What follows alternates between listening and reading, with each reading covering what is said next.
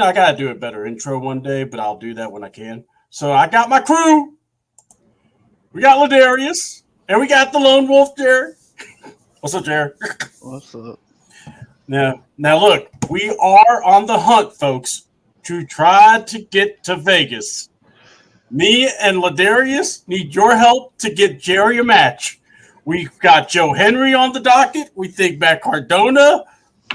I prefer Joe Henry just so I could hear the music. But no. We can hear Matt Cardona, maybe Luke Gallows. I don't know. Maybe Drew Gulak. He just got fired, so maybe something can work there. But either way. Gallows owes me a receipt. Let's not do Gallows. So, what's up, guys? We just came from Backlash. We saw on Peacock. We had some intermittent weather issues, so we wanted to make sure that Ladarius could join us. So, how's the weather over there in Florida, Ladarius? It was cloudy early this morning. Well, I'll take it at that. Yeah. Well, no bad weather to mess your stuff up, so that's always good. All right. And Jerry, Jerry is Jerry, so how's it going, my friend? It's going. Tired, sore, all that good stuff, but the normal. I gotcha. Well, I'll tell you what, guys. If WWE can have more shows over in France, I don't think we all would be complaining, would we? No. I mean, SmackDown was hot. I didn't get to see SmackDown, so yeah, we're not going to review SmackDown, so you got some time to review that. But yeah, SmackDown was freaking hot though, and then you came off with that to now what happened with Monday night or with Backlash. I'm going to tell you that place was just hopping. I mean, yeah, I can't be upset with the way that show started. 5 matches, but man, the France crowd ate it up. What was y'all's overall view of Backlash? We'll start with you, Jerry. Overall, I think it was a damn good show.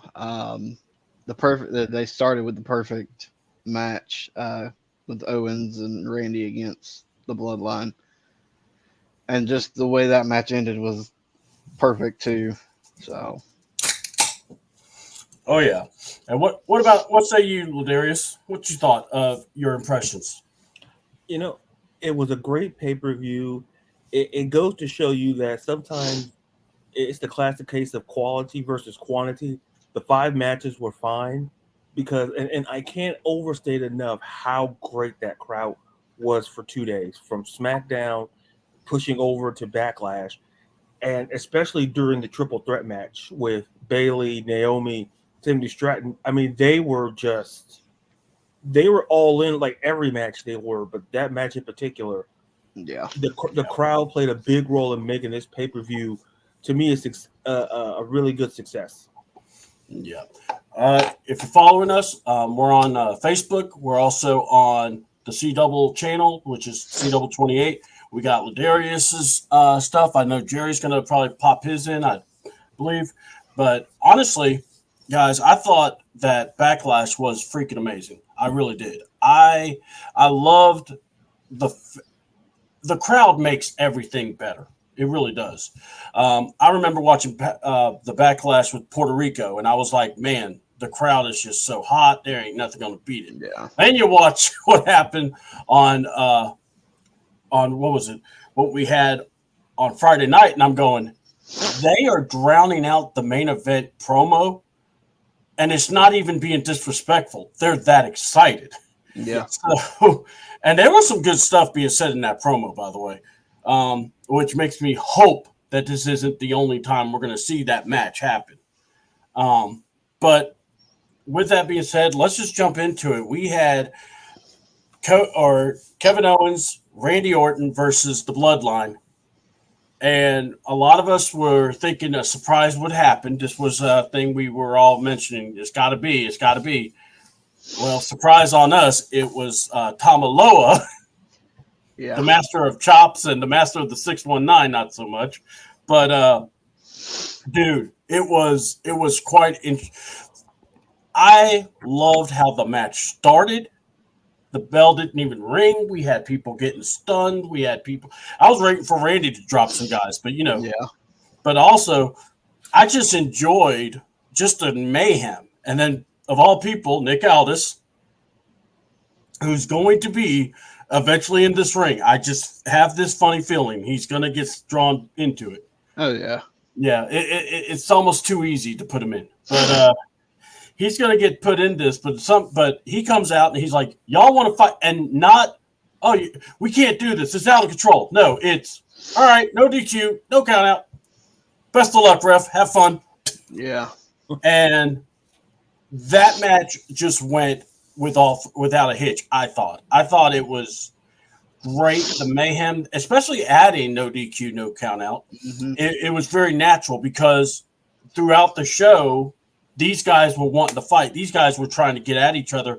It ended SmackDown, since Jerry didn't get to watch.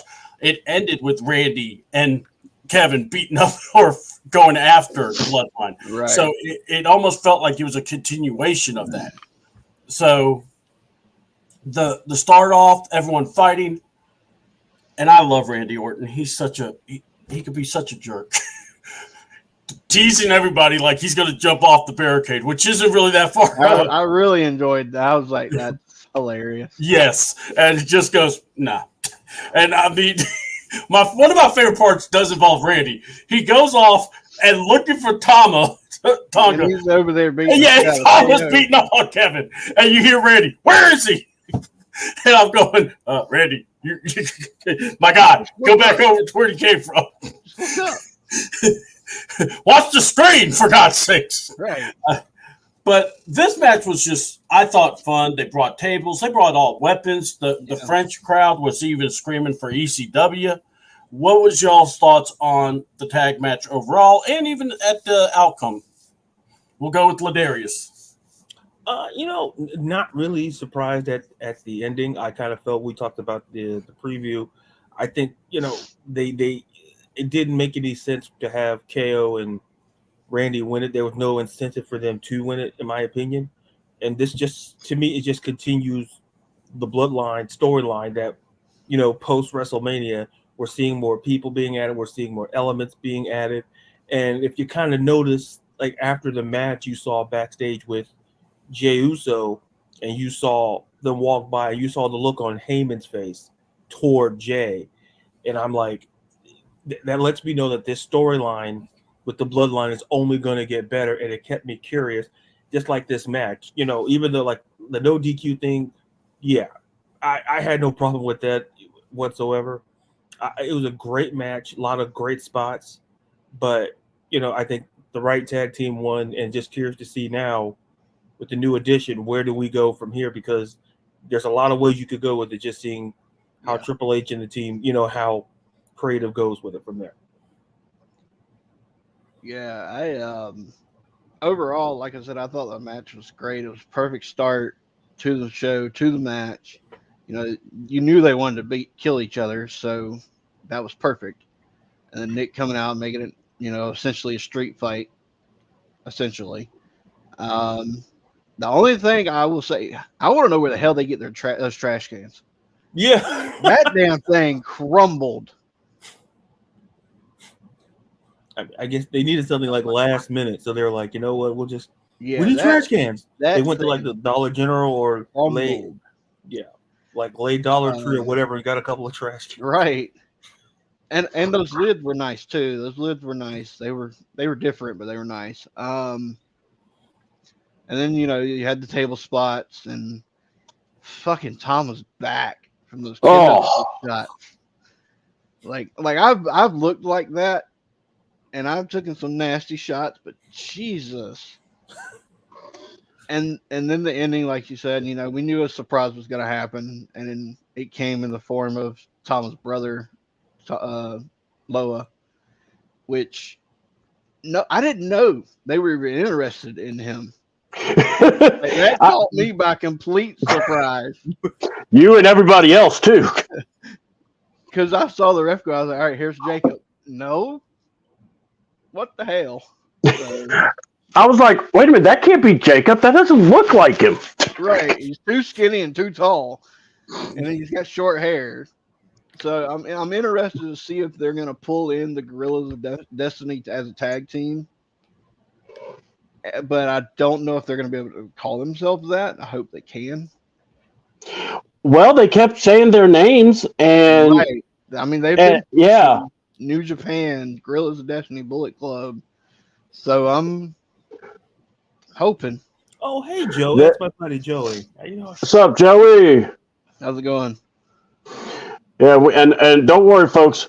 April, aka Ron, decided to tell everybody what's up. What's up, R-Truth? I mean, Ron. But yeah, no, and not only that, but if you watch the pre-show with CM Punk and Big E, and by the way, until Punk gets better, Punk and Big E need to do a show every week. They are hilarious together. And unfortunately, I don't know if y'all heard, but CM Punk did not get to watch said match because he was trapped in the bathroom. In the bathroom and then trapped in the headquarters. I believe he's out, but also it's got Drew McIntyre all over it. It's yeah, and not only that, but if y'all did not watch, at the Kentucky 500, I found CM Punk's doppelganger. Apparently, a man who's with Becky Lynch, who decided to do the unthinkable, shave his mustache and beard and head. Well, we didn't get to see the hair, but you know you're probably right. But my thing is, saved, yeah. Well, let's go here. How do you destroy your enemy? You become your enemy. CM Punk or Seth Rollins is going mad. Like Drew McIntyre, he's trying to become him. There's going to be a face-off too, and it's not going to be John Travolta, Nicolas Cage. It's Seth Rollins and CM Punk. Mark my words. Yeah. That's my conspiracy theory. I saw that picture of Seth. Oh, like no.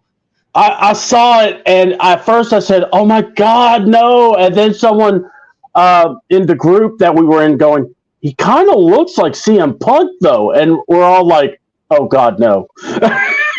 And I'm going, Drew McIntyre better not see this. Or better yet, Drew needs to see this. Just so we can hear him go off. Yeah. Oh, man. Yeah, sorry, by the way. My computer decided to job out, so I decided to restart the mother trucker. Damn electronics. Yeah, but thank God for a cell phone. But yeah, I mean, my thing is this. It's kind of what Ladarius said. You couldn't have the Bloodline debut, be this savage and attack and just beating people up and losing. Yeah. You can't retribution them. We can't do that to them. You know, it's like, okay, they're more savage. They're more evil. Okay, you lose. No. Yeah. You know, I like that was a pure surprise because I mean all of us were just going, what the hell is he doing here? Yeah, you know, right. It's like, hey, we ordered Jacob Fatu, not the Wish version, but you know, but honestly, I actually like it because they are tag team. The thing was, if you listen to commentary, they kept mentioning that their tag title reigns. They mentioned the name of the team. So it would not surprise me if they decide to go the route of, okay, guys, here we go. Tag team, Gorillas of Destiny, you know, or JOD, you know, or GOD, you know, it would not surprise me. I think Hunter is really tapped in. And here's the thing, whatever they do, they're making Tonga a star. Solo's becoming more of a star. Oh, yeah. You know, they're not looking like off versions of other people. And that's huge. I mean, heck, we got people calling Okada Okody. And quite honestly, it's kind of funny when you really watch. Because, yeah, I mean, you turned to one of the best superstars in New Japan into a mid-carder, and a guy who really didn't make a whole lot of, you know, big numbers in Japan, he's now the superstar. So, right. I mean, I honestly, I think that's brilliant right there. So, all right. And then, like I said, Kevin Owens you know, I like not only that, but did y'all even get to hear the Paul Heyman like promo with Nick Aldis on SmackDown? Like, I know you didn't get to watch, but did anyone hear that? No. Yeah. Okay, Ladarius, you go into it, and I'll piggyback off, and Jerry will basically let you know what the heck happened. It was really cool, though. Go ahead, Ladarius. I need something to drink. You go. Oh, okay. Yeah. Well, basically, you know, basically Paul Heyman's doing the please get them out of this match for their own safety. Mm-hmm. Now Paul Heyman is the I care about everybody people. Yeah, I noticed he was kind of protecting Kevin. Yes. After the match. Yes, and basically, so and he goes, and, you know, Nick Aldis just looked and said, I thought you and Roman are always in communication. Right. You know, who's really making the orders here? And Paul goes, I simply, you know, he says, I haven't heard from Roman since WrestleMania. And Nick Aldis went, okay, and then went, wait a minute. Yeah. And he goes, so who pulled Roman out? And Paul Heyman goes, I did, because I didn't want him associated with this. And it's like, oh, snap, this is getting even better. I thought that one promo was just kind of tied everything up together. Mm-hmm. But it was like, so Paul and CM Punk again, because he's in the pre-show, he goes, well, look, guys, when you are in a room full of savages, he says, and I'm not being, you know, racist here. He goes, but when you're in a room full of savages and you're the only white guy, you kind of just need to buckle up and just stay for the ride. Yeah. He's like, and that's what Paul's having to do here. And it's like when he said that, I think Big E was about to spit his drink out. But him and Big E are just too dang funny together. I'm serious. They need to have a comedy show together, especially when they started hugging each other. But Big E even brought up the New Japan, and CM Punk's like shook his head like, whoa, we can say that now? He goes, yeah, it's a new era, dude. He says, sorry, 10 years ago it's kind of jarring when I hear it. So, but yeah, it's just the Nick Aldis and Paul Heyman, it was such a good promo because he pretty much isn't control. Yeah. He's not saying who the tribal chief is. And I think we know Solo is in charge, but I still think there's someone calling the shots. Yeah. That's my opinion. Yeah. You know, like you're getting reinforcements, but you know, and here's the thing, if we remembered, Roman did say that Solo would be the next in line. Mm-hmm. He has said that many times before. So this isn't like all of a sudden he just took over. No, he knows his place was to be this. Right. So, but he can still be controlled by somebody, and I think it would be the final boss. And yeah, so go ahead. What do y'all think? Yeah, like one of my buddies was saying something in another group chat would be, you know, let me pull it up real quick. But basically, War Games, as we've talked about, and he was saying, you know, what about Solo, The Rock? Well, I said The Rock instead of Jacob on their team. Solo, Rock, and Gorillas of Destiny versus Roman, Jacob, and the Usos. Which I think that would be better than putting Jacob with Solo, and that would still tie into Rock controlling Solo. But that's me. I think you're gonna get Jacob as like a final piece, but here's the thing. I think what would be epic is Roman, Sammy, and the Usos teaming up. Mm-hmm. Versus Solo, versus Solo, Gorillas, or no, hold on, sorry, messed up. Rock, Roman, and the Usos teaming up against Solo, Gorillas of Destiny, and a secret partner. Right, which is what he was saying. All right, and then what you would do is you would actually have, it would actually be Jacob Fatu, and then Rock comes in to even the odds. And that's when the turn happens. Yeah. Rock takes out Roman, and basically Rock goes, this is my bloodline, and you're not a part of it. You know, because we have not had an epic War Games heel turn And I mean inside the War Games, because that was WCW 101. If you were going to do War Games, someone had to turn. I think the last time they did something like that was Undisputed Era when they did War Games in NXT, because Roddy turned Yes. his team. And yeah, exactly. And it was just one of those. That's why I say if you're going to do it, that's what I would go for. I think it would be epic if you did it right. Right. And everyone's like, oh, well, Roman has to have the mic they have to have the title. I don't think you have to have the title. No. I really don't. All right, give me a second, guys. I'm going to try to get through on my computer. So we're going to talk about the triple threat match, which entails Bayley defending her title against Tiffany Stratton, and as well as Bayley versus Tiffany Stratton versus Naomi. What was your guys' thoughts? Let's go to Jerry. What did you think of the match? So for it to be a triple threat, and I hate triple threats in general, for it to be a triple threat, that was actually fairly entertaining.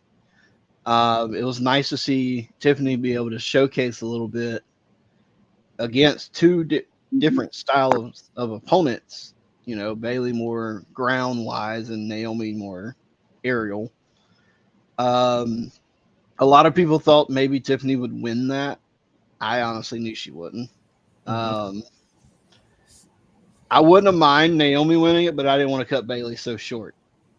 So I'm glad they kept Bayley as the champion. But like I said, overall, it was a good match for a triple threat. Oh, yes. So I agree. What about you, Ladarius? What did you think? Well, I think, like I said, you can make a case for the match of the night. I truly think, I don't mind triple threats simply because I'm all about when you have matches with a large amount of people, I want people to get their stuff in. And I think we kind of got that in here. And to me, once again, it may sound like a broken record, but when you watch Tiffany Stratton, and especially what she did outside the ring, it's hard for me. It's hard for people not to say that she's going to be a champion, and I think that's going to be the next champion. I think we might get Bayley Stratton, maybe potentially at SummerSlam, maybe potentially. I wouldn't be against it. I think for that match, I think what the biggest takeaway was that obviously Bayley retaining, but how she retained, and then more importantly, how who took the pin, because that's very important. Because notice who took the pin, and in that match, and that let me know that listen, Tiffany Stratton, they're making it very clear that Tiffany Stratton is the next in line. She's a star. In that match, from beginning to end, I didn't feel that there was no drop off. It was just straight consistency, which you like in the triple threats. Like Jerry's point, I'm not the biggest fan of triple threats because you have whatever, however, but I think if you do it right, you get what we saw over there in France. And I'm just looking forward to the continuation of Bayley. I think Bayley Tiffany Stratton feud with Naomi. I'm very curious to see what happens there, if she's going to still be in the mix after this as well. But all in all, once again, it just goes to show how great the women's division is now, and is what it's going to be once the draft kicks in. Yeah. So to me, it's a world of possibilities, and like I said, to me, I can make a case match of the night. Yeah, and remember, rosters are supposed to lock in on March 6th or tomorrow, which is May 6th. So we'll find out who stays, who goes, how that happens. So with that being said, big ups, because I'm going to tell you guys, I thought that triple threat was really close to being the match of the night. Surprisingly, the main event actually lived up to be the match of the night. But I just thought it was right up there. I thought the triple threat, that everyone got their moments, got their shine, got their, clear points in where you were like, okay, if this happens, I'm good with. Oh, if this happens, this is good with. Tiffany Stratton's going to be a star. They've really got her ready. And also that's on her. She's put that work in. She's put it in and worked, and it's coming together. We'll talk about some other things that happen, but remember we got Nia Jax that just showed up also. I think you might see her and Bayley go for the belt a couple of times before we have Tiffany either cash in, because remember, we got the Queen of the Ring also. So that's going to play a role. Qualifying matches are going to start May 6th also on Raw as well as on SmackDown. So be ready for that. And then the third match was the World Heavyweight title match. Damian Priest versus Jey Uso. And let me tell you something. I'm going to start this off because I got to say it. It's so refreshing to watch a Jey Uso match without the Pat McAfee annoyance factor. Because you saw how the crowd responded to him, not Pat. And that's what I keep saying. I like the entrance. I like the music. France took it to another level with the flashlights, the up and I like him coming through the crowd. I thought that was great. Jey Uso's matches, though, are the same recipe. Super kick, spear, uppercut, spit. I'm going to yeet, and that's about it. I love him. I love the character. We got to shake it up a little bit with Jey. I mean, it's like this. I hate to say someone's a tag team wrestler. Right. But I kind of feel that's where Jey is, and not just that. You're kind of seeing it getting exposed because this match was not bad. No. But it's for a world title, and not one time I went, oh, man, Jey may just pulled this off. I thought Damian did good. But, guys, I'm having this issue, and I'm hoping y'all can help me out here. Damian, are you a heel or are you a face? Because right now, I really hate what you're doing. You tell people you could do this on your own. And during the match, let's be honest, he needed the help to win.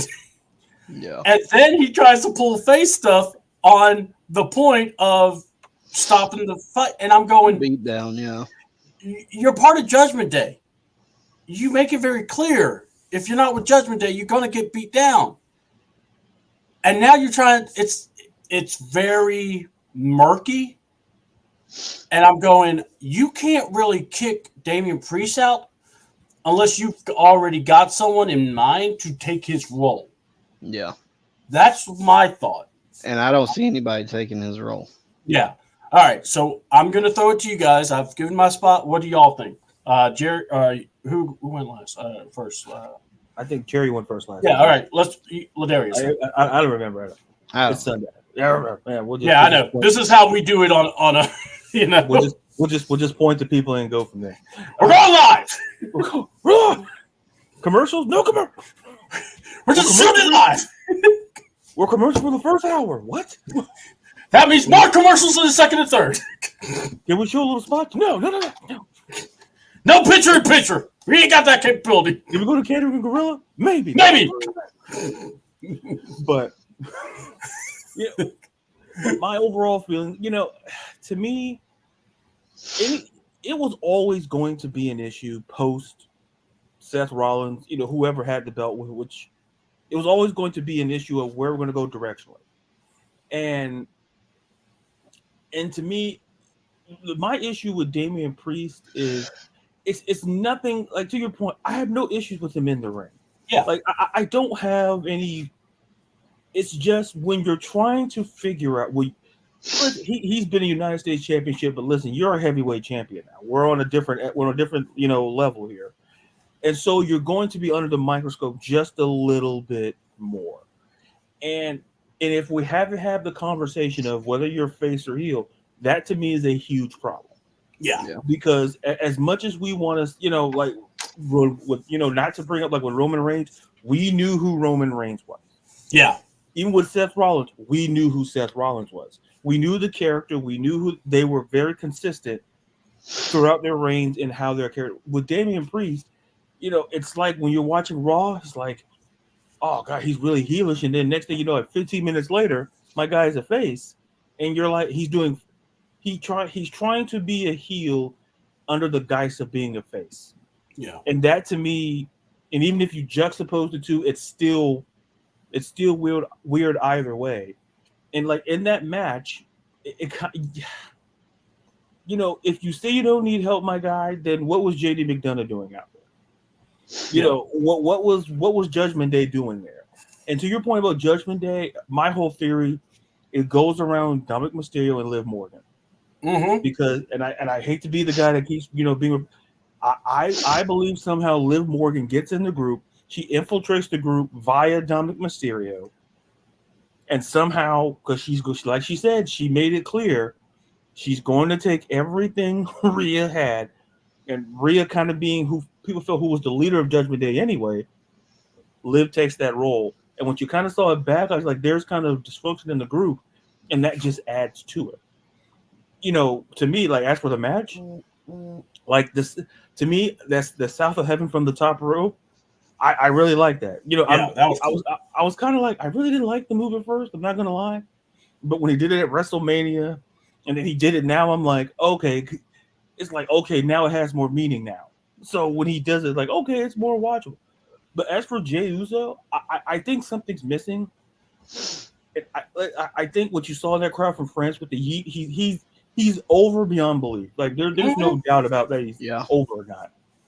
But at some point, the question is he plateauing? What do you do to get him? Oh, because we've seen this in the past. Like to me, the biggest example in my head was Cesaro.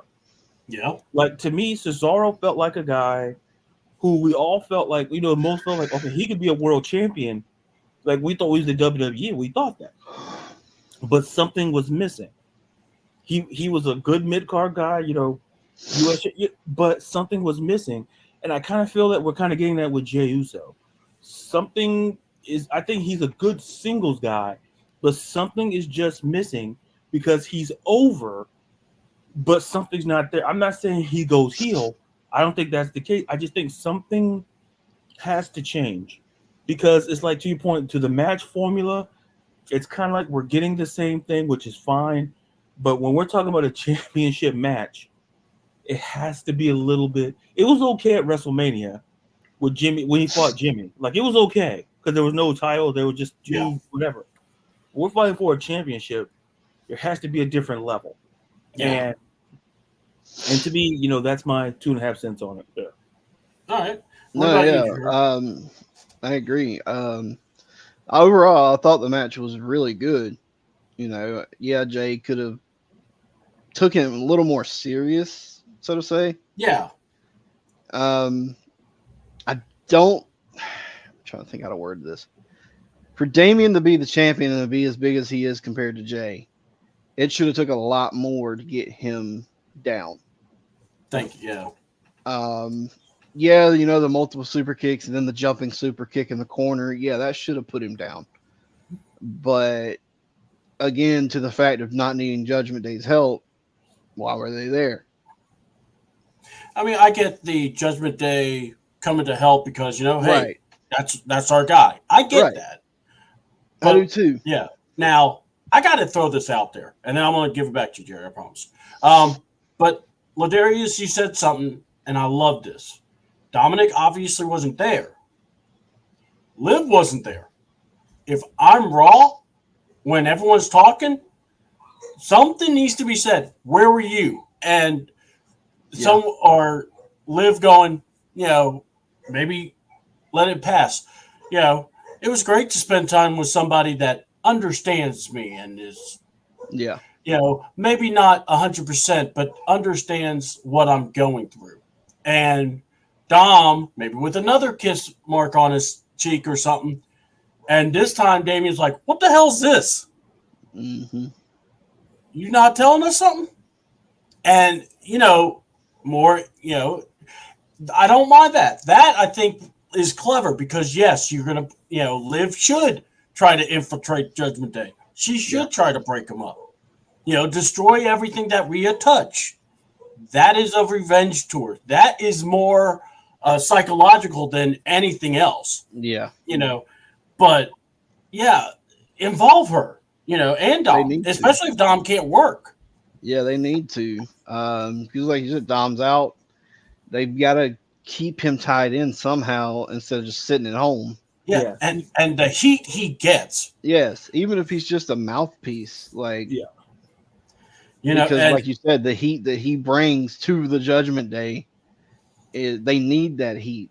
and not just that, but Liv, who was getting cheered last Monday night on Raw, now if people see that she has Dom with her, or maybe Dom's not saying nothing, but we haven't really heard, but and yes, God, I'm trying to make it manifest. I want to see Dominic on a pole match or freaking custody of Dominic in SummerSlam, Rhea versus Liv.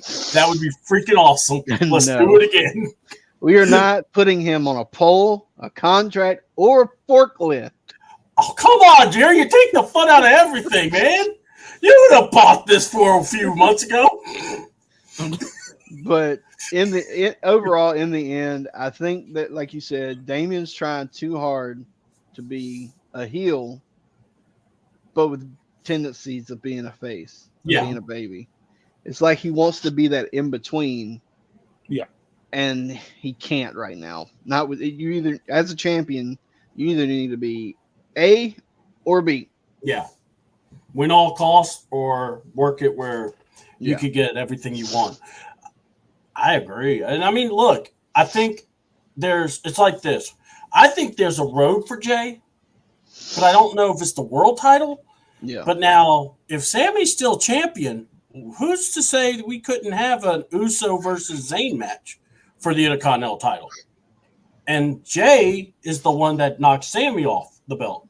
Right. I mean, that could be something, and then you really have something fun. I heard somebody bring that up, and I went, I could see that. That'd be work. Yeah. But yeah, I'm intrigued. I was wondering because I thought with the Solo crew, I thought they would interfere. I did too.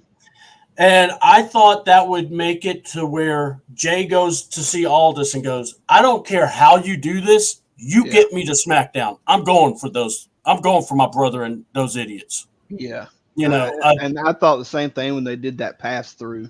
Yeah. In the backstage. I thought either they were going to somehow screw him or Jacob was going to show up. Yeah. And we were going to have two surprises and Jacob screwed. Exactly. I mean, I really was. I was thinking that would be the way to go. But all right. Now, the next match has brought a lot of interesting comments, a lot of interesting views.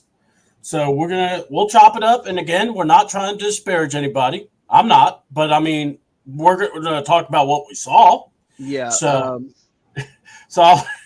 Jerry, I'm going to throw it to you first. Yeah. So, because you've worked, so you've seen the degrees of workers you've had to deal with. So overall, as a match, they got the point across. Yeah. Jade is a champion. Jade is who they want. So forward and so forth.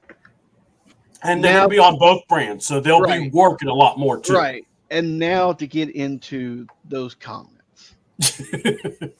Yeah, they're rough. How are you going to blame Jade for not knowing who the legal person is in the ring? Yeah.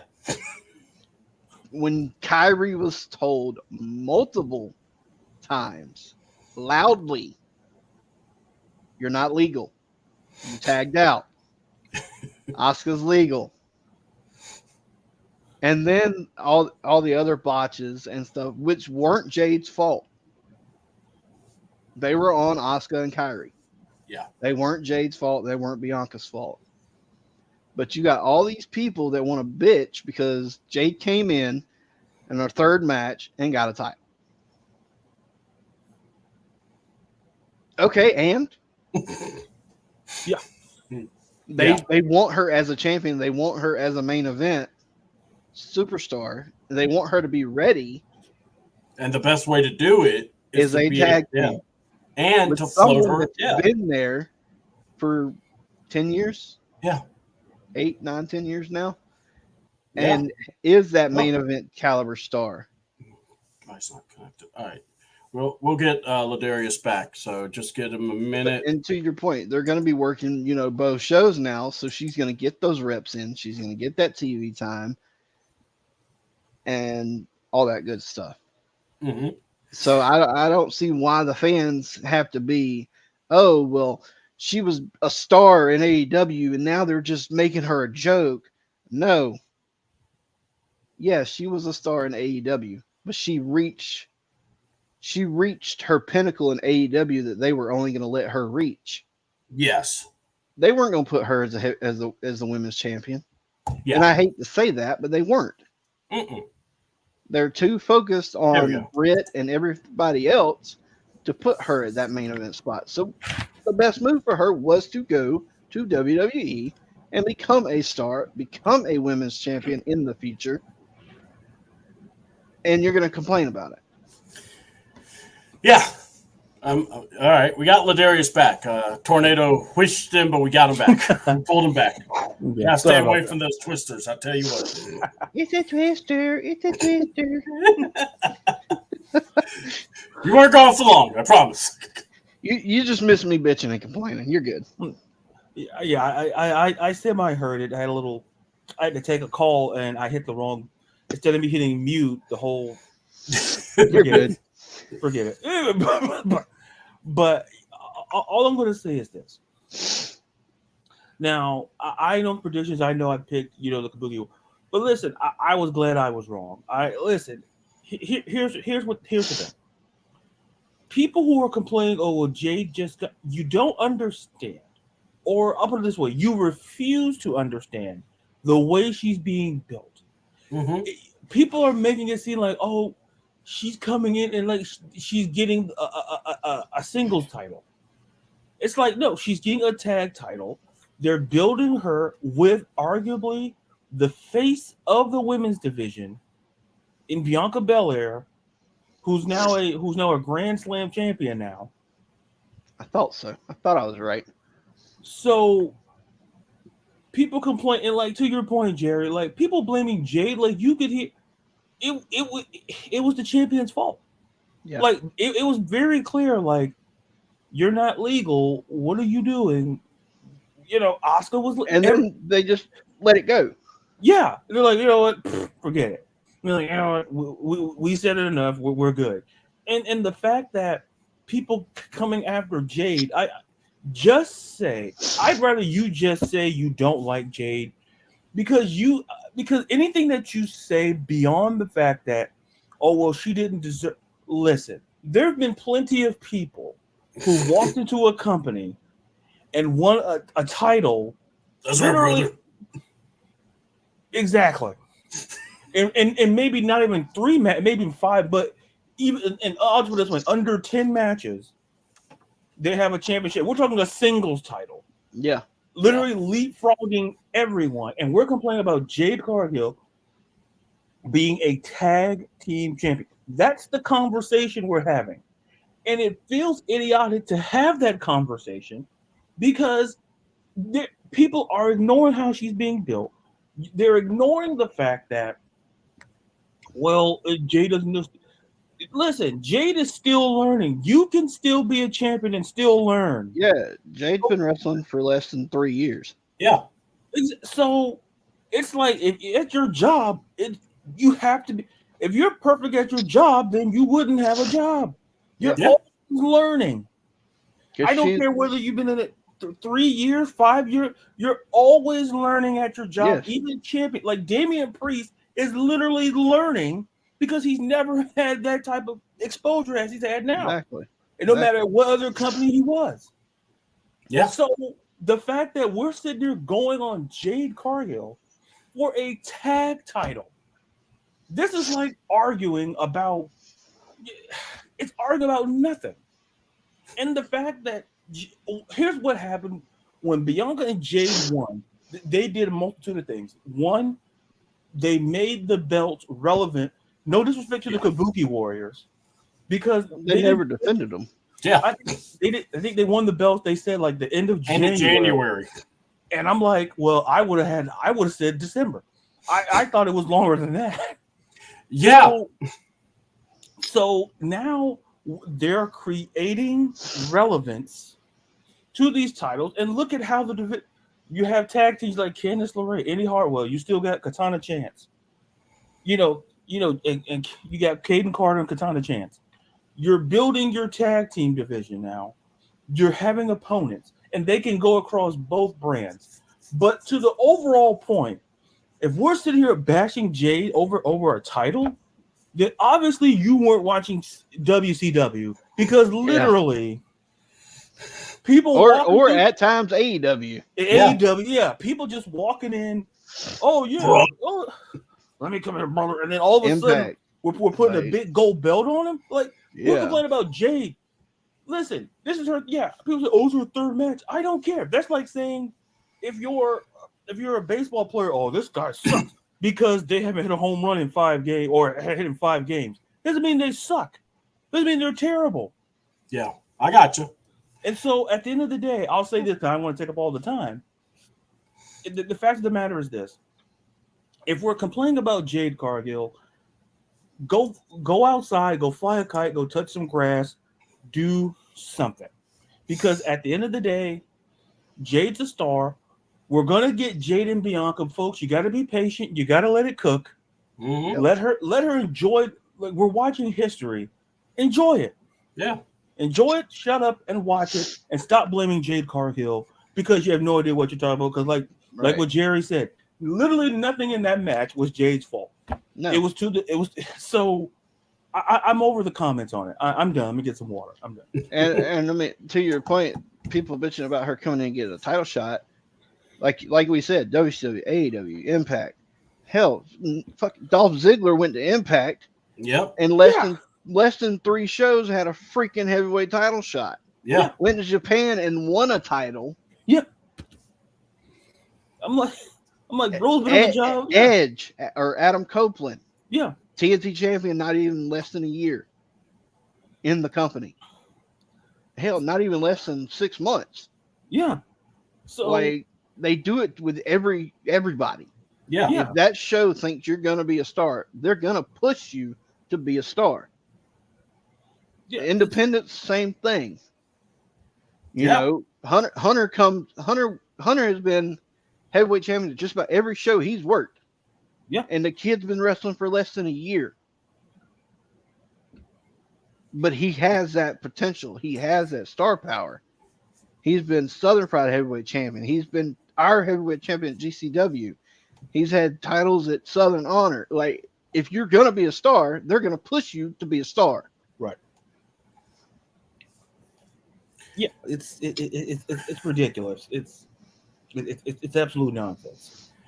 All right, comment from Uncle Steve. He said, "What up, fellas? Love the show. Cody and AJ was straight up old school. His prediction: Jade will turn on EST by year's end." Uncle Steve, you're not off by that. Yeah. I forgot. I'm wearing the shirt too. Yeah. So No, you all good. Yeah. All right, so I've got to say my piece. Now, here's the thing. I am not going to fault Jade. Like you said, third show, third match. This is what's going on. She's been in relative some squash matches, so, this was obviously going to be longer. But I got to actually go off on the Kabuki Warriors because Kairi Sane this may have been her best showing, but this isn't. Froze again. We lost him again. Yeah. But yeah, he but the thing is this. You don't want to blame an experienced tag team like the Kabuki Warriors. Exactly. You don't want to blame the green kid. Yeah, it's I always use like at the classroom setting let's blame one kid screws up and then clearly no, they wouldn't do that, they would. And right. It's not fair to Jade, but listen. Don't you love it when you're on a point and your show and the computer crashes? Tell you. We got you, CDouble. We got you. I know you did. But no, I mean, so I will say this. I thought that there was just some awkwardness in the match. And that's where I have a hard time going off on Jade because she's keeping up the best she can. Yeah. And I'm going to tell you, for all those that are saying she shouldn't be in this spot, shut up. Because the woman got drafted the first pick with SmackDown's pick on night 2. They obviously have plans for her. Why not? So, in my view, what you want to do is you want to keep her going with Bianca. You may want to keep them teamed up for a while. Don't just necessarily break them up so quickly. Yeah. And I think that's where you have to go. If you're trying to take care of this team, you got to nurture it the best way you can. I personally feel that when you see Jade, she's going to get better. Yeah. And Jerry, how many times have we said it? How many reps are you getting? How many times you getting in that ring? Yep. All right. And not only that, what's the one thing that sucks to sell more? Bumps or taking strikes, especially if you're not used to it. All of it, actually. Yeah, Strikes, strikes. Because, like when you do a back fist and you swing and hit nothing, but she doesn't want to screw the opponent because, that would be making her look bad. Yep. You have to do what you can. So that's why I'm like looking at this and I go, I think fans need to understand. You got to let this play out. You've got to. This isn't bad. This is good. Because not only that, are we really upset that Bianca is going to be going to different shows? Right. Are we upset that Jade's going to be on different shows? I'm not. I think that's going to be good for them. I hope they hold it for a long time because they need to. Let's get those women's titles to be prestigious. Let's get them to where, those women's tag titles have been a joke since they brought them in. I mean, the thing was people were saying that they were curses. And they were cursed because everybody that held them got hurt. Yeah. So. But I'm going to go back for a second. I guarantee you, if they would have put Jade straight to NXT, we wouldn't have any of this. Yeah, we wouldn't be having. Yeah, I mean, but I'm gonna piggyback what Jerry's 100% right. If this was like, let's just say an NXT pay-per-view of PLE, yeah, we would say, oh, it's NXT, she's learning, but because of the fact it's on the main roster, they fast forward her, and people are like, well, she skipped. That's what everybody's saying. Yeah. Like, well, she skipped it, like probably skipped a couple of grades and went up and and went to the main roster. So it's easy to bash. Right. It's easy to bash the situation, but here's the reality. It's even harder to bash the Kabuki Warriors at the same time because we know how experienced they are. We know how good they've been anywhere in any company they've been at. We know they've been good.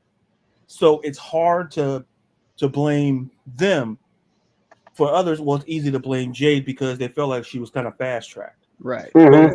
In which I understand that because literally she went from Nightmare Factory to AEW to WWE in less than 3 years. Yes. And I understand that, but like we were just saying, you can't bash her. It's not her fault. No, and I mean, I think that's what people forget about is the fact that, yes, it's a process, but let's be honest. Are we going to be upset if Jacob Fatu shows up to wrestle on the main roster when he didn't wrestle in, what's call it, in NXT? Tama, or, the Gorillas of Destiny. There are guys that are coming up also that haven't wrestled on the main roster. So that's where I want to go. Before you want to throw it all on Jade, which I think is BS, that's where I say I wouldn't go that far. I think, did she look great? No, I think there were some points she did look bad. But here's the thing. It takes two to tango. Yep. And here's what I got to go. They were able to make this work and get to the go-home spot. And that's where switching her around, her Jesus, that was great. And the way she did it was just phenomenal. And then, Bianca just putting the exclamation point on it. And I got to go here. Give it time. On SmackDown, when they did that one move where she does the handspring, and Jade catches her and throws her down, that was freaking awesome. I mean, that's where I'm like going, okay, I could get past some rough spots because I know what they're doing here. And look, this isn't. I'm not gonna, baby it. I'm not gonna say, she didn't look bad, but I'm gonna also say though, it's not all on Jade. She didn't look the worst in the Yeah, match. she didn't. I thought, honestly, if I had to put blame on who looked bad, I thought Kyrie looked bad in some spots. And I hate to say it, but sometimes I go, "Are you even hitting people?" Yeah. And I mean, there's points in the match. She was hilarious, but it was like, you got these super strong Amazon women against. Yeah. I hate to say it, the Kabuki warriors that look like, if you cussed at them in a certain line, they would cut you, but that's about it. Yeah. So, all right, I danced around that. I think I did good. I don't want no one to yell at me for that. So, all right.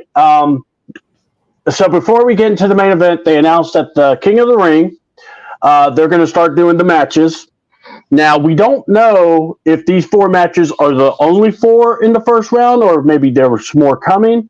Right. Because I noticed a name not being on there, and I want to know if you guys noticed it. First match they mentioned was Drew McIntyre versus Finn Balor. I want to see it. Yeah. Rey Mysterio versus Kofi. That could be pretty good. That can be really good. That can be really sneaky good. I can't hate that one. Ilya and Ricochet. I am pissed about this one. That's the one I don't agree with. Okay, good, because I'm feeling the same way, but I'll explain my reason and see if we vibe. And then Sheamus versus Gunther, and I'm really pissed about this one. Because I don't want Sheamus to lose to Gunther again. I want somehow Sheamus to either make it to the semis, something. Yeah.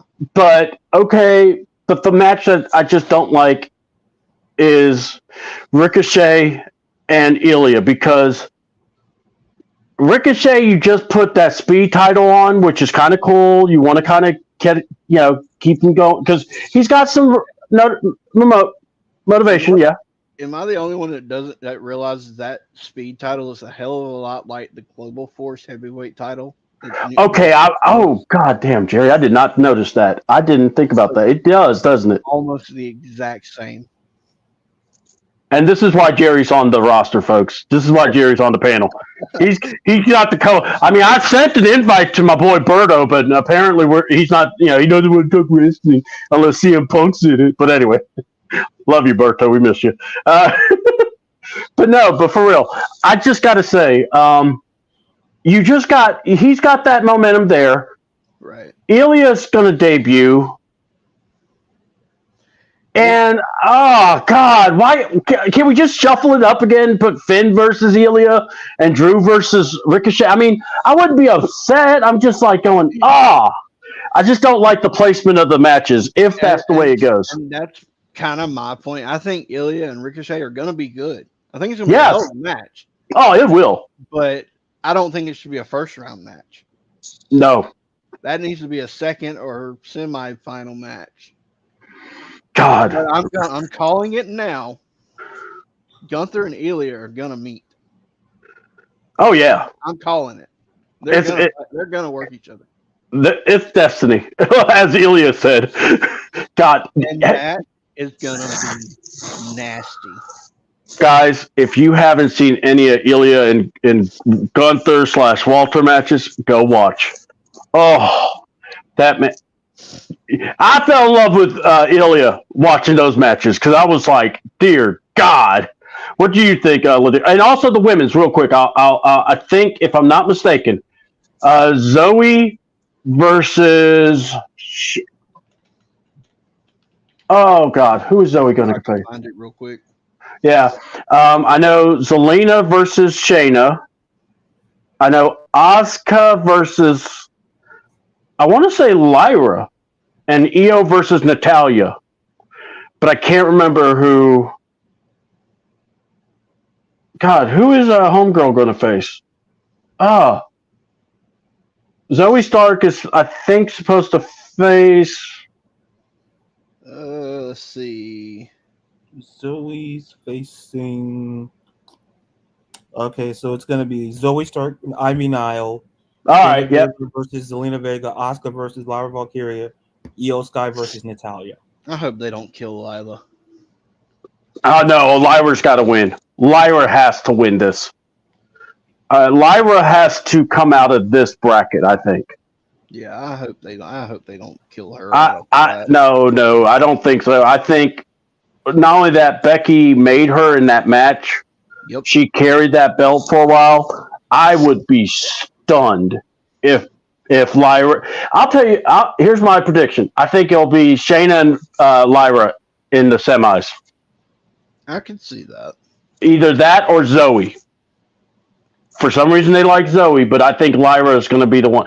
Lyra is the next one. Yeah. I mean, you don't pick her to be on Raw and just kind of go, okay, yeah, we might use you. No, you're going to use her. She's her. I mean, I think her character work needs some work, but I think ring wise, she'll be perfect, especially for the tournament setting. Yeah.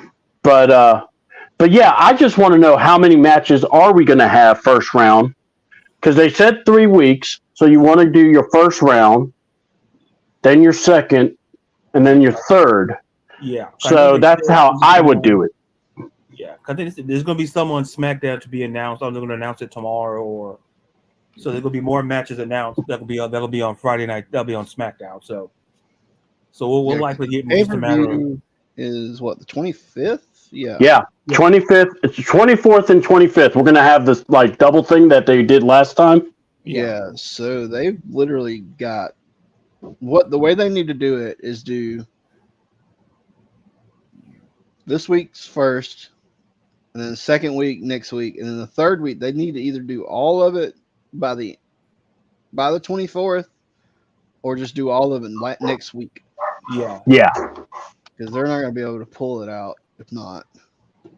I just noticed Xavier Woods wasn't in it, and that just made me go, God, man. I mean, Zay's kind of needing to be in it because of, the way everything went. Yeah. And I'm just like going, I really would hate for him not to be in it unless he's injured. Now, if he's injured, I get it. But yeah, that was definitely something that I noticed when I was checking out everything. So I got to go here, guys. It's main event time. What was your thoughts, AJ Styles? And by the way, the crowd has been phenomenal throughout this thing. Yeah. They had a little lull in that tag team, but they still were able to keep it going, which I was impressed with. Yeah. The introductions were really good. AJ coming out. I love the touch with his gear, saying that it was redone when he beat Dusty. I thought that was beautiful. Just gonna Cody. say, Rick did an amazing job on that gear. Oh, yeah, he did. And then you had, our guy, Cody, coming out, and both our guys, because this is a Georgia main event. Thank you very much, WWE. You appreciate it. Yeah. Because the only way that could have been better is if Aja was the ref. Oh, that would have been great. Yes, I know. But Jessica was, so we got to give it to her. She did great. Yeah, Jessica did great. Oh, so what were your guys' opinions on this? I'm going to go here. I thought it was a classic. I know a lot of people were like, oh, Cody's this, Cody's not being entertaining. My funny part, the favorite part was I laughed about was, we're seeing too much of Cody. We need Roman. Roman would do this. Roman. I'm like, y'all do remember last year when Roman lost or won? We didn't see him for a few months. Yeah. He was nowhere to be found.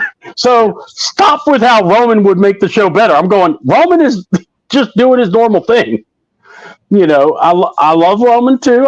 I'm hoping the best, when he comes back, but I'm just going, Lord, revision is history. Yeah. But like, what was it? The argument was, well, Cody doesn't wrestle enough. Cody wrestles mellow. Well, Cody wrestles too much. Okay, I can't help. Yeah.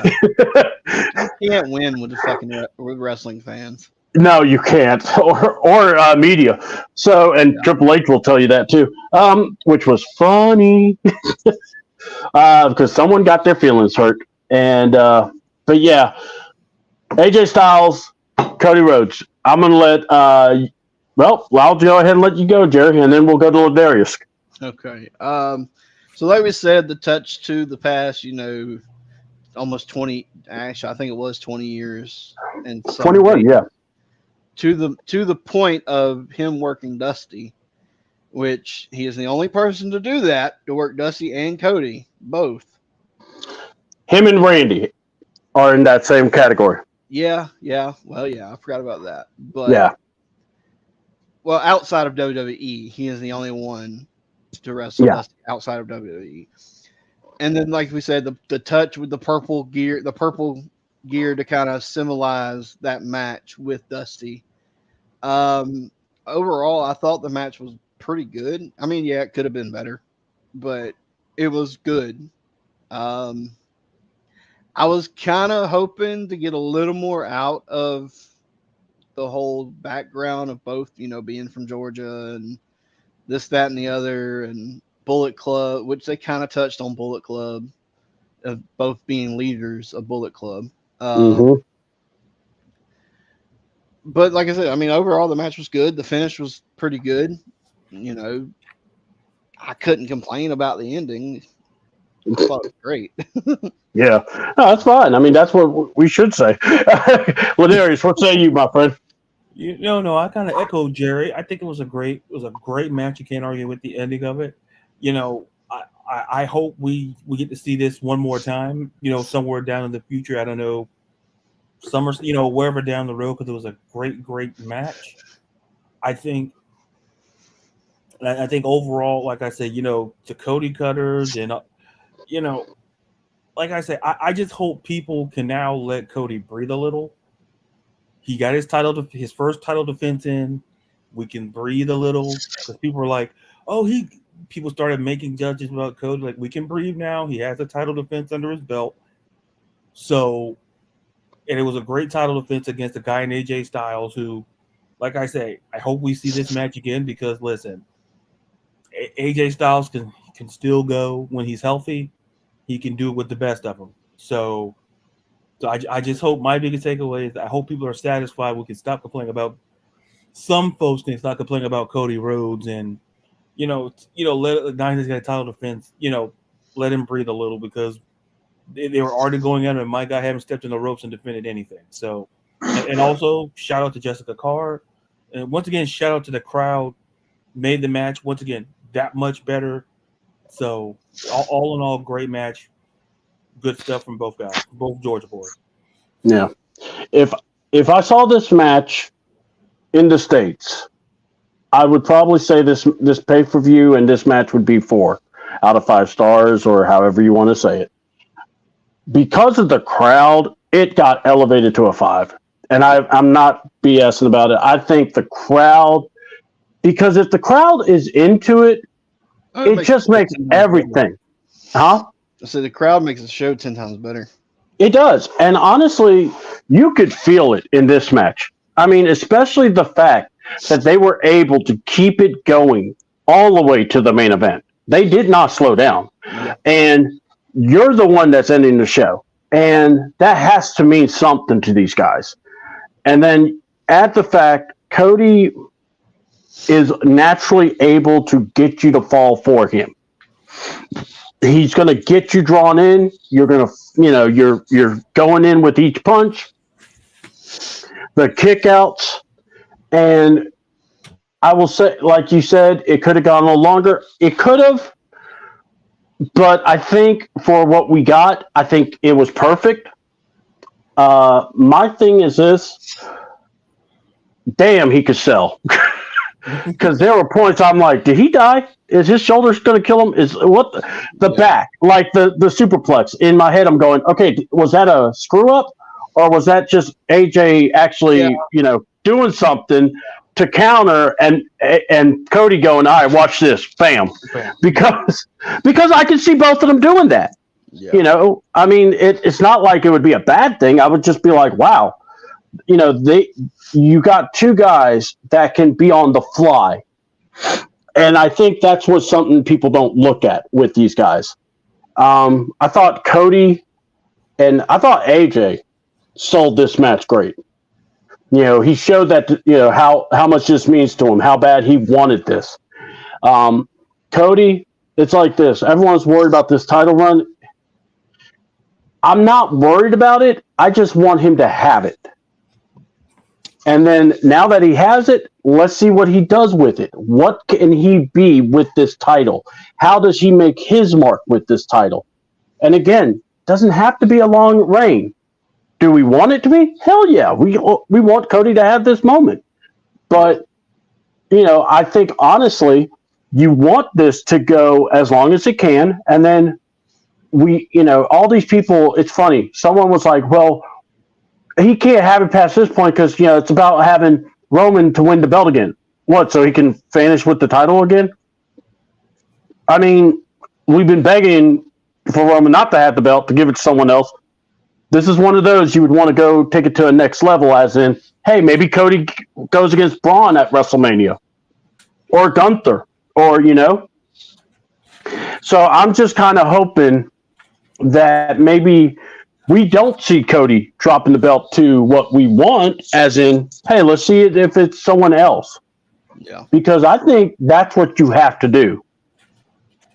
You have to make this title mean something, and also let these guys become the stars that they are. And honestly, the crowd's going to be there. You're going to all these foreign countries to these shows. Fans are going to be all up about this. Go for it. Lean into it. And by the way, Cody is very over in a lot of these places too. So and by the way, he doesn't have the same issue as Damian has, where he's not wondering if he's a face or a heel. He's strictly face. He goes full throttle into it. And that's what I'm saying when I talk about with Damian. It's like you have to make a choice one way or another. But yeah, I thought this main event was fun. I thought it was great. I love the ending. I thought it did. The surprise was that there was only one Crossroads to win the match. But hey, you're not Roman Reigns powers, so we'll let you have that. But I'm hoping AJ and Cody, we get another one, because they really put on a great match. So, and final thoughts of the pay-per-view. What do you guys thought about it? Go ahead. Go for it, Ladarius. I'll pass it back to you. No, I thought we were playing a game show. I'll just pass it back. Like on Double Dare. Hey. Double Dare. Take or pass. I like to buy a cue. No.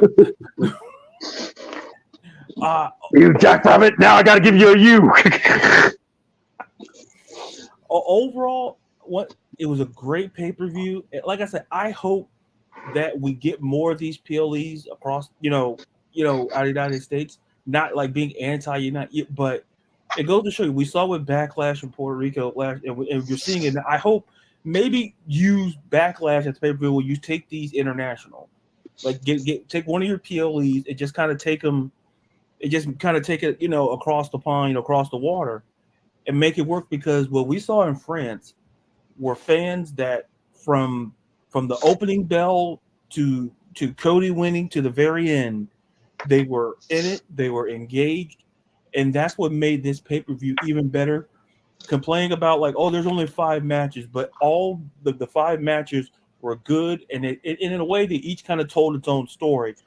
Because like I say, sometimes, like I said earlier, sometimes we got to focus on quality over the quantity.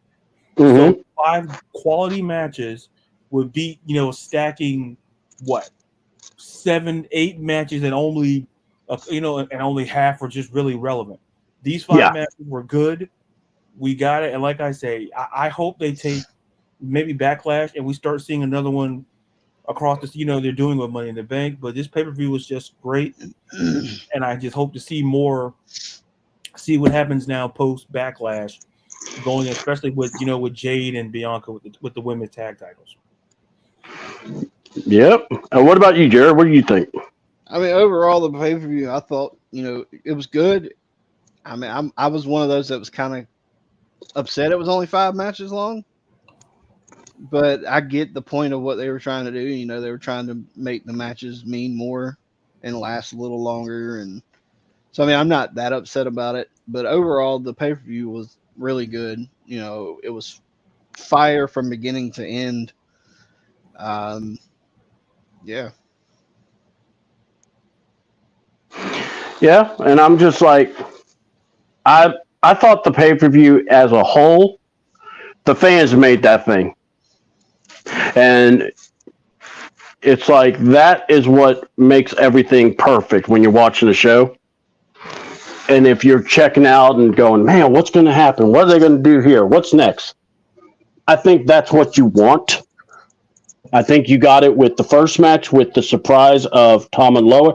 And look, I think that is going to be as impactful as if you did have Fatu, because now you're going to be able to bring the Guerrillas of Destiny. And, something that just kind of popped in my head. If you start bringing some of these Bullet Club guys over, what in a crazy way, the person that's in charge isn't Roman or The Rock? What if it's Cody? Because of the Bullet Club ties. If you want to talk about Bullet Club ties and stick to the bloodline ties, what about Bad Luck Fale? Yeah. He's the only original member not in WWE. And by the way, another one to think about, the OC is technically on SmackDown. Yes. So, that's another thing. So, and God knows those guys need something. I mean, we need to make sure Luke stays busy. But yeah, I thought he just had a kid, so he's never got to stay a little busy. Hold on, quasi busy. You know how that guy goes. The Boneyard match can't sell itself, pal. I gotta say though, I'm looking forward to seeing what's next, especially now with the King of the Ring being announced. I'm concerned about some of the drawing of matches that they pulled up, but I'm going. I'm not because I'm mad about it. I just go, come on, let's make it a little bit, because there are certain guys I want to see advance. But it's all good. We'll see how it goes. Gunther is definitely going through it, no matter what, and that's the thing. Honestly, yeah, me too. Now if they really want to throw us, they could let him lose the first match, and that would be freaking wild. But yeah, I just think he needs to be through. And I'm like I said, I'm thinking that you're going to see a good showing by everyone that's the NXT call-ups. I'm looking forward to seeing them. My thing is this: we're going to have, 8 matches on Raw, and that's not counting what's going to probably get called or talked about, and who else is going to be out there. So, what do y'all think? And what do what's your feelings heading towards Raw? Go ahead, Ladarius. Yeah. Double Dare. No. Going into I just I'm curious about the the king and the king and the queen of the ring matches. Listen, my personal favorite match is going to be Gunther and Sheamus, because listen, you were going to have chops versus bangers and burgers, and that's always going to be a great match.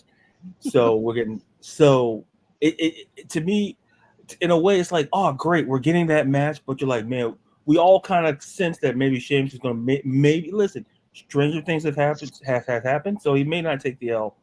Yeah. But with the Ricochet and Dragunov match, I get what people may not like it, but I'm super curious to see, because look, I think we're getting contrasting styles, and if done properly, it could be a great match, because Dragunov's strength versus Ricochet, speed, him being the champion, so the speed champion, so. And with the Queen of the Ring, I got my eye out for some reason, like Zoe Stark to me standing out, like Lyra Valkyrie.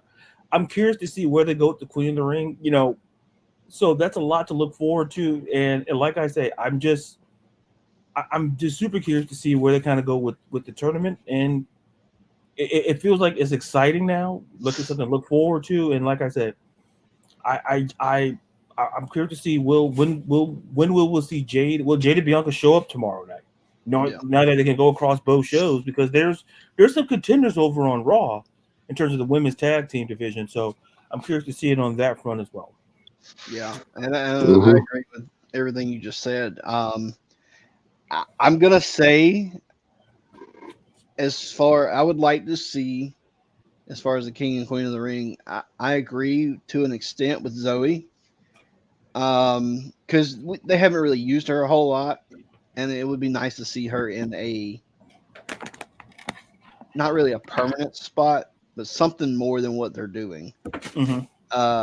Because I mean, she is more than just a tag team with Shayna. I mean, she can work by herself. She's shown that in NXT and on the main roster. I would like Valkyria as well for the women, but as far as the men, honestly, I would like to see Ilya win, but I think it's going to be Gunther.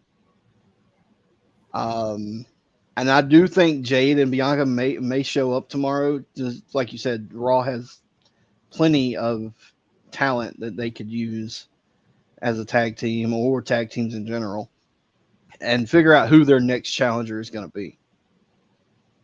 Yeah, I think it would be awesome if they, if not a celebration, they probably need to do that on SmackDown since that's where they're originally drafted to. Yeah. But I think they do need to make a presence there on Raw. But also, I also want to say I think Ilya, and if they do this right, you put Ilya and Gunther on TV. Whoo! Yeah, just give them a half hour. Give them an hour. Just let them go. Just let them go. You're not going to be an Iron Man match. Yeah. I mean, and then whoever goes up against that person, good luck, because the person that survives is going to win the match. I hate to tell you, but yeah. I mean, or what would be great? I'm going to go here. If Ilya gets screwed over by Ludwig Kaiser and basically delays the inevitable, I think that would just do a watch out, because it would not surprise me. Something like that. Yeah. I think we need to have something where Gunther and Kaiser are like, we don't want this to happen just yet. We remember what happened last time, because Ilya made him tap out. And if you can't remember that, trust me, that's one of those I still can't get over. So, and by the way, thank you there. Want to make sure I can show it. Yeah, shout out to the panel. Thank you, Tip. Appreciate you. We're still hanging and banging. We're about to close out here. So look, guys, check us out on Tuesday. We're going to be doing our review. We'll even review some of SmackDown. And then also, the last thing we heard about Impact, they had 500 buys. I don't know about this one. So we'll look it up, or at least try to find out some results. But man, TNA, I mean, it did pretty good. I don't know how good, but yeah, the card wasn't so bad. I just didn't get to see the whole. I did see Broken Matt. You want to talk about someone that showed up and is in the main event spot? Matt Hardy, who doesn't even have a full-time contract. Yeah. With Tank 7 and Speedball, which I don't mind Tank, and or Trent 7. I don't mind Speedball. I just kind of go, what? That was a little odd of a thrown together tag team. Yeah, that was like tag team blender, and someone just threw those names in there. Yeah. And someone was like, oh, dang, I was hoping for Hammerstone and Speedball. But anyway, so yeah. Man, that would be a pretty interesting match too. But all of Speed and Mountain of Mustache. Yes, the Mountain of Mustache. I just Matt Hardy, you are a rare bird, bro. You really are. All right, so guys, plug your stuff, and we're gonna see you on Tuesday. And then I'll follow with the following thoughts. Ladarius. Well, you can follow me on social media at Ladarius_Brown, as you see here, on both Twitter or X and on TikTok. There's _Brown on Instagram. I do little writing. I do writing for Beyond Women's Sports as well. So all my stuff as well. I write about women's wrestling there as well. So check it out, and hope everyone has a great and fantastic rest of the day. All right, Jerry, plug your stuff and let's go. So mostly everywhere is Viking Gaming 91, Facebook, Instagram, TikTok. I also have a Lone Wolf Jerry Nelms Facebook page as well. Viking Gaming 91 on YouTube, which there's not really anything on there. Eventually one day. All right. Well, guys, you can find us on the CDouble channel on YouTube, CDouble28. CDouble Facebook is where you can also find our stuff, as well as CDouble or Christopher Clavel. That's me on Facebook, and we share it all. We want to thank Everything's Wrestling. I want to thank Pro Wrestling 101. Also want to thank a few more groups. The CDouble chat group, we're trying to modify it. I'm adding more people. Ladarius, we got to get you in there because you and Jerry are going to be running it with me. So we'll see how that rolls. But also, I want to thank Berto. I want to thank the eye test. I want to thank Atlanta Bird Gang. I want to thank you guys for letting us post our stuff. And eventually, my goal is to do a sports show also, as well as just like one of those shows where we could do an open forum on what we think about the football and Hawks and all that good stuff in Atlanta sports. So get ready, folks. It's wrestling. It may kind of not feel like it's not WrestleMania season, but trust me, it's a lot of stuff still happens. This is where all the foundation stuff's going down. And also be tuned to the channel because you never know. I may try to lock up an interview and we'll have someone on to talk wrestling with. All right. So for me, Lone Wolf Jerry, for Ladarius Sexual Chocolate and his water, we will bid you adieu. We hope you enjoyed the Backlash show. I'm CDouble. See you at the weekend review on Tuesday at 5. All right. I'm out, guys. Peace.